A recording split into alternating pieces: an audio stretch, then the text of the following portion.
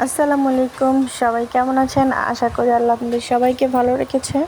আলহামদুলিল্লাহ, আমরাও ভালো আছি। বেশ কিছুদিন বাবার বাড়ি কাটানোর পরে আজকে ঢাকার উদ্দেশ্যে রওনা হচ্ছি।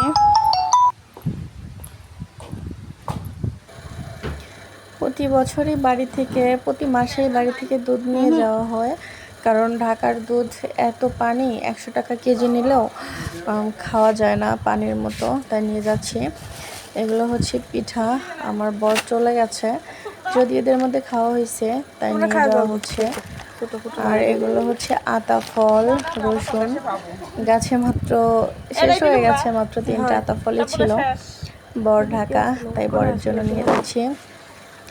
মাংস রান্না করে নিয়েছি, কারণ এত জার্নি করে যে রান্না করা সম্ভব না, এই জন্য নিয়ে যাচ্ছি। তো প্রায় মোটামুটি সমস্ত প্যাকেট করা শেষ, এখন রওনা দেবার পালা।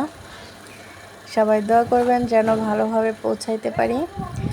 আর এটা হচ্ছে কলা কাটছি গাছের, কাঁচা পাকাগুলো নেই, তাই কাঁচাটাই কেটে নিলাম, বাসায় নিয়ে যেয়ে পাকাবো, কারণ ঢাকাতে তো কলারও অনেক দাম। তো গাছে অবশিষ্ট একটা লাউ ছিল, সেটাও নিয়ে গেলাম, আমার বরের পছন্দ, তাই লাউটাও নিয়ে গেলাম। আমার আম্মু সব কিছু প্যাকেট করে দিচ্ছে। মা তো আসার সময় তো অনেক মন খারাপ হয়, তারপরেও কিছু করার নেই, আসতেই হবে, এটাই নিয়ম। মেয়ে হয়ে জন্ম নিয়েছি, শ্বশুর বাড়ি তো আসতেই হবে। সবাই ভালো থাকবেন। আসসালামু আলাইকুম।